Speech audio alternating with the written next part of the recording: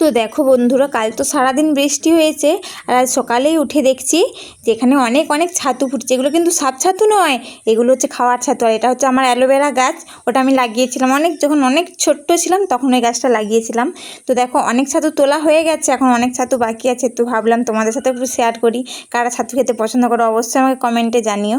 আর এইদিকে দেখো আমাদের একটা বড়, খুব অনেক বড় একটা কাঁঠাল হয়েছে, তো সেটাও ভাবলাম তোমাদের সাথে একটু শেয়ার করি। তো ঘুম থেকে উঠে যখন দেখছি এত এত ছাতু ফুটেছে না, এত আনন্দ হচ্ছে।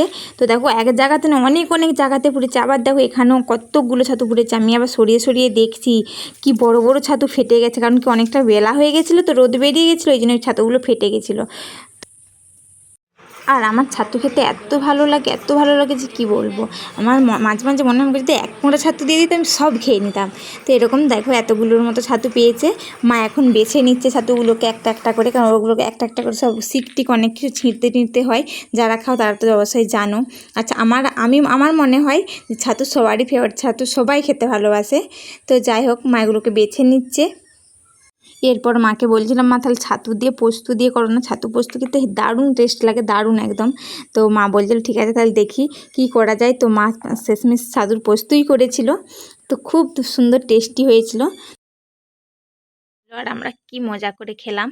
তো আমরা খেতে থাকি, তোমরা চ্যানেলটিকে অবশ্যই সাবস্ক্রাইব করে দাও নতুন নতুন ভিডিওর জন্য। তো চলো টাটা।